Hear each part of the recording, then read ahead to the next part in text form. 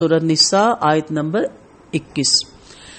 وَكَيْفَ تَأْخُذُونَهُ وَقَدْ أَفَاضَ بَعْضُكُمْ إِلَى بَعْضٍ وَأَخَذْنَا مِنْكُمْ مِيثَاقًا غَلِيظًا، اور تم اسے کیسے لوگے جبکہ تم ایک دوسرے سے صحبت کر چکے اور وہ تم سے پختہ عہد لے چکی۔ وَكَيْفَ تَأْخُذُونَهُ وَقَدْ أَفَاضَ، افاظ اکیلے میں ملنے کے لیے آتا ہے۔ اس سے معلوم ہوا کہ تعلق قائم ہونے کے بعد دیا ہوا مہر واپس نہیں ہو سکتا اور وہ پورا ادا کرنا پڑتا ہے۔ یہ مہر کی جو طریقہ کار تھا اس میں تفصیل سے بات کی گئی تھی کہ اگر تعلق قائم نہ ہو تو آدھا مہر، اگر تعلق قائم ہو تو پورا مہر، اور اگر مہر مقرر نہ ہو تو جو باقی فیملی کی خواتین ہیں اس کے مطابق مہر۔ تعلق قائم ہونے کے بعد اگر طلاق ہو جاتی ہے اور مہر مقرر نہیں ہوتا تو باقی فیملی کی خواتین کو دیکھ کر دیا جائے گا،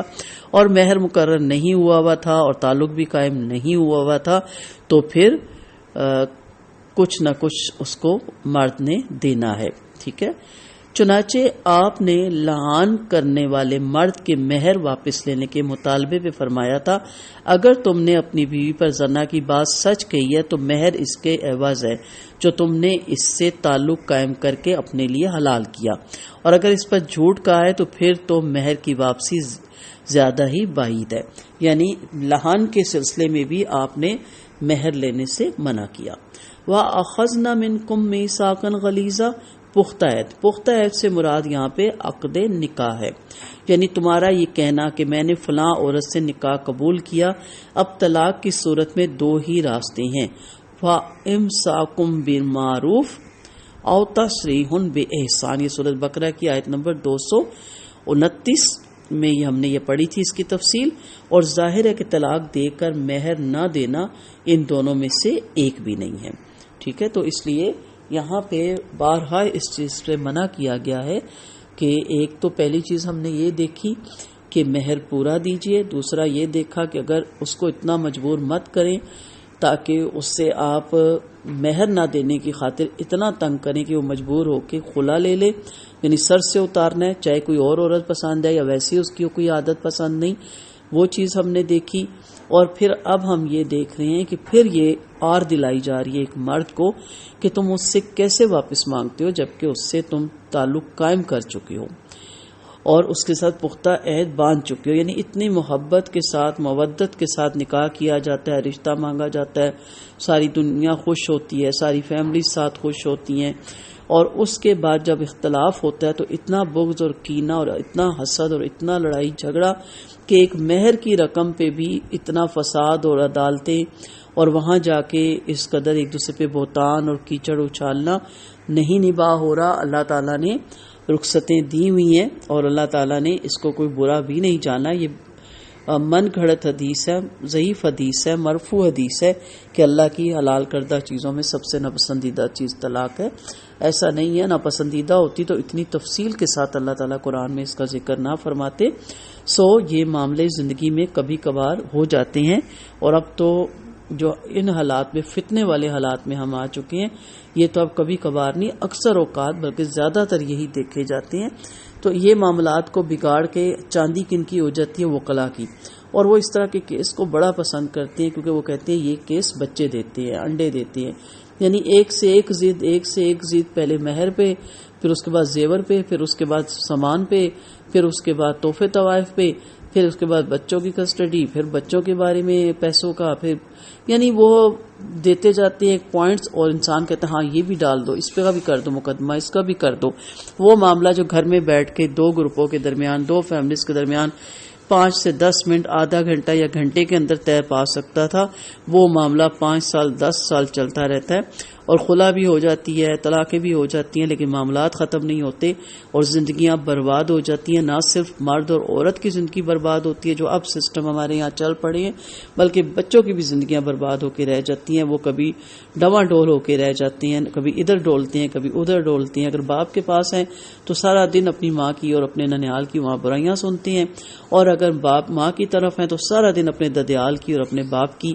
برائیاں سنتے ہیں، اور کیا ان کی زندگی میں رہ جاتا ہے؟ کیا ان کو سمجھ نہیں آتی. اور اگر ملنے ملانے اور ملاقاتوں کا سلسلہ رکھا جائے تو ادھر جاتے ہیں تو تب برائیاں سنتے ہیں اور ٹول لگائی جاتی ہے اور پوچھا جاتا ہے, اور جب ادھر آتے ہیں تب برائیاں کی جاتی ہیں اور پھر پوچھا جاتا ہے اور ٹول لگایا جاتا ہے ددیال کے بارے میں, ننیال کے بارے میں. خدا کے لیے ان تمام چیزوں سے اپنے آپ کو بچائیں. یہ بھی گناہ کبیرہ میں ہی آتی ہیں یہ چیزیں. بہتان لگانا, ٹھیک ہے, اور اس طرح کی باتیں کرنا, الزام تراشیاں لگانا, نہیں نبھا ہوا نہیں ہوا. بڑا اچھا ایک واقعہ ہے جو مجھے بہت زیادہ زندگی میں پسند آیا کہ ایک صحابی کی اپنی بیوی سے ان بن ہو گئی اور انہوں نے اس کو طلاق دینے کا ارادہ کیا. تو باقی صحابہ نے پوچھا کہ بھئی اس میں کیا برائی ہے, تو کہا ابھی وہ میرے نکاح میں ہے تو میں اپنی بیوی کی برائی تم سے کیسے کروں.